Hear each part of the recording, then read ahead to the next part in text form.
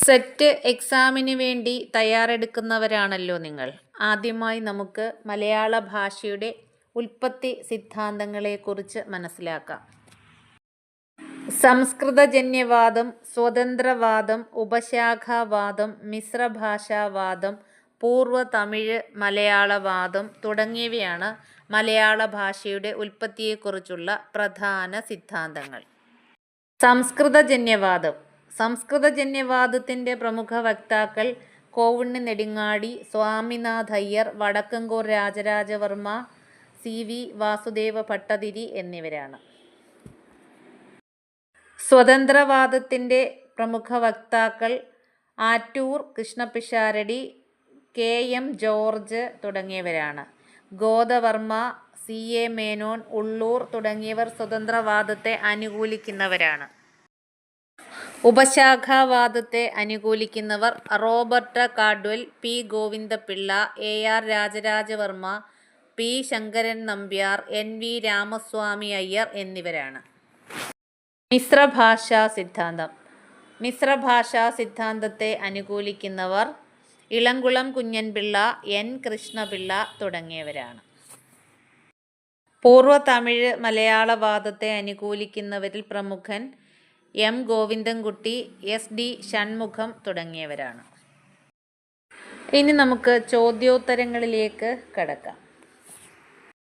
മലയാളം ഉൾപ്പെടുന്ന ഭാഷാഗോത്രം ഏതാണ്? ദ്രാവിഡമാണ് മലയാളം ഉൾപ്പെടുന്ന ഭാഷാഗോത്രം. ദ്രാവിഡ ഭാഷയെക്കുറിച്ച് ആദ്യമായി സമഗ്ര പഠനം നടത്തിയ ഗവേഷണ പണ്ഡിതൻ ആരാണ്? റോബർട്ട് കാഡ്വെലാണ് ദ്രാവിഡ ഭാഷയെക്കുറിച്ച് ആദ്യമായി സമഗ്ര പഠനം നടത്തിയ ഗവേഷണ പണ്ഡിതൻ. മനുഷ്യ സംസ്കാരത്തിൻ്റെ തൊട്ടിൽ ദ്രാവിഡമാണെന്ന് വാദിച്ച പണ്ഡിതൻ ഫാദർ ഹീറാസ് ആണ്. മനുഷ്യ സംസ്കാരത്തിൻ്റെ തൊട്ടിൽ ദ്രാവിഡമാണെന്ന് വാദിച്ച പണ്ഡിതൻ. തെക്കേ ഇന്ത്യയിൽ ആദ്യം സാഹിത്യം ഉത്ഭവിച്ച ഭാഷ ഏതാണ്? തമിഴാണ് തെക്കേ ഇന്ത്യയിൽ ആദ്യം സാഹിത്യം ഉത്ഭവിച്ച ഭാഷ. പ്രാചീന കേരളത്തിൽ നിലനിന്നിരുന്ന ലിപി ഏതാണ്? വട്ടെഴുത്താണ് പ്രാചീന കേരളത്തിൽ നിലനിന്നിരുന്ന ലിപി. ഇന്ത്യൻ ലിപികളുടെ മൂലമായി കരുതപ്പെടുന്ന ലിപി ഏതാണ്? ബ്രാഹ്മിയാണ് ഇന്ത്യൻ ലിപികളുടെ മൂലമായി കരുതപ്പെടുന്ന ലിപി. ഇന്ത്യയിൽ തുലനാത്മക ഭാഷാ പഠനങ്ങളുടെ ആരംഭം കുറിച്ചത് ആരാണ്? സർ വില്യം ജോൺസ് ആണ് ഇന്ത്യയിൽ തുലനാത്മക ഭാഷാ പഠനങ്ങളുടെ ആരംഭം കുറിച്ചത്. ഭാരതീയ ഭാഷാഗോത്രങ്ങളെക്കുറിച്ചുള്ള ആദ്യത്തെ താരതമ്യ പഠനം നടത്തിയത് ആരാണ്? കാൽഡ്വെലാണ് ഭാരതീയ ഭാഷാഗോത്രങ്ങളെക്കുറിച്ചുള്ള ആദ്യത്തെ താരതമ്യ പഠനം നടത്തിയത്. മലയാളം തമിഴിൻ്റെ ഉപശാഖ മാത്രമാണെന്ന കാൽഡ്വെലിൻ്റെ അഭിപ്രായത്തെ ചോദ്യം ചെയ്ത പണ്ഡിതൻ ആരാണ്? ഹെർമൻ ഗുണ്ടർട്ടാണ് മലയാളം തമിഴിൻ്റെ ഉപശാഖ മാത്രമാണെന്ന കാൽഡ്വെലിൻ്റെ അഭിപ്രായത്തെ ചോദ്യം ചെയ്തത്. ദക്ഷിണേന്ത്യൻ ഭാഷകൾക്ക് സൗത്ത് ഇന്ത്യൻ ലാംഗ്വേജസ് എന്ന പേര് കൊടുത്തത് ആരാണ്? FW എല്ലിസ് ആണ് ദക്ഷിണേന്ത്യൻ ഭാഷകൾക്ക് സൗത്ത് ഇന്ത്യൻ ലാംഗ്വേജസ് എന്ന പേര് കൊടുത്തത്. സംസ്കൃതത്തിനും Greek, Latin, Iranian, Germanic, Celtic തുടങ്ങിയ ഭാഷകൾക്കും തമ്മിലുള്ള മൗലിക ബന്ധം ആദ്യമായി ചൂണ്ടിക്കാട്ടിയത് ആരാണ്? സർ വില്യം ജോൺസ് ആണ് സംസ്കൃതത്തിന് മറ്റു ഭാഷകളുമായുള്ള ബന്ധത്തെ ചൂണ്ടിക്കാണിച്ചത്. തമിഴിൻ്റെ സംസ്കൃതീകരണമാണ് ദ്രാവിഡമെന്ന് അഭിപ്രായപ്പെട്ടത് ആരാണ്? AR രാജരാജവർമ്മയാണ് തമിഴിൻ്റെ സംസ്കൃതീകരണമാണ് ദ്രാവിഡമെന്ന് അഭിപ്രായപ്പെട്ടത്. ദക്ഷിണേന്ത്യയിലെ ലിപി സമ്പ്രദായങ്ങളെല്ലാം തന്നെ ഗുഹാലിപികളുടെ പരിണിത രൂപങ്ങളാണെന്ന് അഭിപ്രായപ്പെട്ട ഭാഷാശാസ്ത്രജ്ഞൻ ആരാണ്? ഡോക്ടർ ബർണലാണ് ദക്ഷിണേന്ത്യയിലെ ലിപി സമ്പ്രദായങ്ങളെല്ലാം തന്നെ ഗുഹാലിപികളുടെ പരിണിത രൂപങ്ങളാണെന്ന് അഭിപ്രായപ്പെട്ടത്. മലയാള ഭാഷയുടെ സ്വതന്ത്ര വ്യക്തിത്വത്തെക്കുറിച്ച് ആദ്യം ഉപന്യസിച്ച പണ്ഡിതൻ ആരാണ്? ലീലാതിലകത്തിൻ്റെ കർത്താവാണ് മലയാള ഭാഷയുടെ സ്വതന്ത്ര വ്യക്തിത്വത്തെക്കുറിച്ച് ആദ്യം ഉപന്യസിച്ചത്. മലയാളത്തിനും തമിഴിനും തമ്മിലുള്ള ബന്ധം സൂക്ഷ്മമായി പരിശോധിച്ചാൽ മലയാളത്തെ ഇന്നത്തെ തമിഴിൻ്റെ പുത്രിയെന്നോ കനിഷ്ഠ സഹോദരിയെന്നോ അല്ല പറയേണ്ടതെന്നും അങ്ങനെ ഒരു സംബന്ധം കൽപ്പിക്കുകയാണെങ്കിൽ മാതാവെന്നോ ജ്യേഷ്ഠത്തിയെന്നോ ആണ് വേണ്ടതെന്നും അഭിപ്രായപ്പെട്ടത് ആരാണ്? ഉള്ളൂർ എസ് പരമേശ്വരയ്യരാണ് അങ്ങനെ അഭിപ്രായപ്പെട്ടത്. മലയാള ഭാഷയ്ക്ക് തമിഴിൻ്റെ പുത്രീപദമാണ് കൊടുക്കേണ്ടതെന്ന് ആദ്യം ചൂണ്ടിക്കാണിച്ചത് ആരാണ്? റോബർട്ട് കാഡ്വെൽ. മിശ്രഭാഷാ സിദ്ധാന്തത്തിൻ്റെ അവതാരകൻ ആരാണ്? ഇളംകുളം കുഞ്ഞൻപിള്ളയാണ് മിശ്രഭാഷാ സിദ്ധാന്തത്തിൻ്റെ അവതാരകൻ. അദ്ദേഹത്തിൻ്റെ കേരള ഭാഷയുടെ വികാസ പരിണാമങ്ങൾ എന്ന ഗ്രന്ഥത്തിൻ്റെ ആമുഖത്തിലാണ് ഇങ്ങനെ പറയുന്നത്.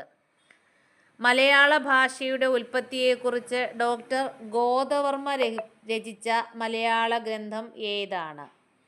കേരള ഭാഷാവിജ്ഞാനീയം. സംക്രമണവാദത്തിൻ്റെ അവതാരകൻ ആരാണ്? സി എൽ ആൻ്റണിയാണ് സംക്രമണവാദത്തിൻ്റെ അവതാരകൻ. ഭാരത ഭാഷകളെല്ലാം ഏകഗോത്രമാണെന്ന് വിശ്വസിച്ച് മലയാളത്തിൻ്റെ ഉൽപ്പത്തിയെപ്പറ്റി വിലയിരുത്തിയത് ആരാണ്? ആർ ലീലാദേവിയാണ് ഭാരത ഭാഷകളെല്ലാം ഏകഗോത്രമാണെന്ന് വിശ്വസിച്ച് മലയാളത്തിൻ്റെ ഉൽപ്പത്തിയെപ്പറ്റി വിലയിരുത്തിയത്. മലയാളത്തിൽ എഴുതപ്പെട്ട ആദ്യത്തെ വ്യാകരണ ഗ്രന്ഥം ഏതാണ്? മലയാണ്മയുടെ വ്യാകരണം മലയാണ്മയുടെ വ്യാകരണമാണ് മലയാളത്തിൽ എഴുതപ്പെട്ട ആദ്യത്തെ വ്യാകരണ ഗ്രന്ഥം. മലയാള ഭാഷയിൽ എഴുതപ്പെട്ട പ്രാചീന ലക്ഷണ ഗ്രന്ഥം ഏതാണ്? ലീലാതിലകമാണ് മലയാളത്തിൽ എഴുതപ്പെട്ട പ്രാചീന ലക്ഷണ ഗ്രന്ഥം. മലയാളത്തിലെ അംഗപ്രത്യയമാണെന്ന് അഭിപ്രായപ്പെട്ടത് ആരാണ്? ഡോക്ടർ ഹെർമൻ ഗുണ്ടർട്ടാണ് അങ്ങനെ അഭിപ്രായപ്പെട്ടത്. അനുനാസികാതിപ്രസരം തുടങ്ങി 6 നയങ്ങളിലൂടെയാണ് കൊടുന്തമിഴ് മലയാളമായി മാറിയതെന്ന് വാദിച്ചത് ആരാണ്? എ ആർ രാജരാജവർമ്മയാണ് അങ്ങനെ വാദിച്ചത്. മലയാളം സംസ്കൃതജന്യമെന്ന് വാദിച്ചത് ആരാണ്? വടക്കങ്കൂർ രാജരാജവർമ്മയാണ് മലയാളം സംസ്കൃതജന്യമെന്ന് വാദിച്ചത്.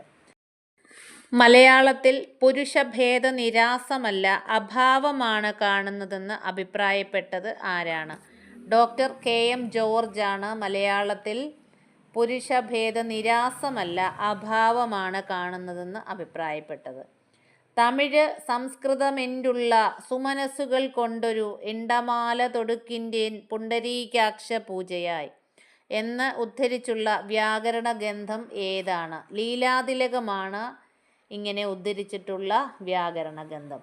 മലയാള ഭാഷയ്ക്ക് സ്വന്തമായ വിഭക്തി രൂപങ്ങൾ വ്യാഖ്യാനിച്ചത് ആരാണ്? എ ആർ രാജരാജവർമ്മയാണ് മലയാള ഭാഷയ്ക്ക് സ്വന്തമായ വിഭക്തി രൂപങ്ങൾ വ്യാഖ്യാനിച്ചത്.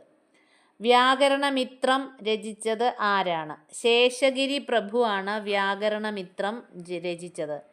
മലയാളത്തിൽ ആദ്യമായൊരു ഭാഷാ സാഹിത്യ ചരിത്രം രചിച്ചത് ആരാണ്? പി ഗോവിന്ദപിള്ളയാണ് മലയാളത്തിൽ ആദ്യമായൊരു ഭാഷാ സാഹിത്യ ചരിത്രം രചിച്ചത്. ഇനി നമുക്ക് കുറച്ച് ഗ്രന്ഥങ്ങളും അവയുടെ രചയിതാക്കളെയും പരിചയപ്പെടാം. കേരള കൗമുദി രചിച്ചത് കോവുണ്ണി നെടുങ്ങാടിയാണ്. മലയാള ഭാഷാ ചരിത്രം രചിച്ചത് പി ഗോവിന്ദപിള്ള. മലയാള സാഹിത്യ ചരിത്ര സംഗ്രഹം രചിച്ചത് പി ശങ്കരൻ നമ്പ്യാർ. കേരള ഭാഷാ സാഹിത്യ ചരിത്രം രചിച്ചത് ആർ നാരായണ പണിക്കർ. ഭാഷാ സാഹിത്യ ചരിത്രം രചിച്ചത് ആറ്റൂർ കൃഷ്ണപിഷാരടി.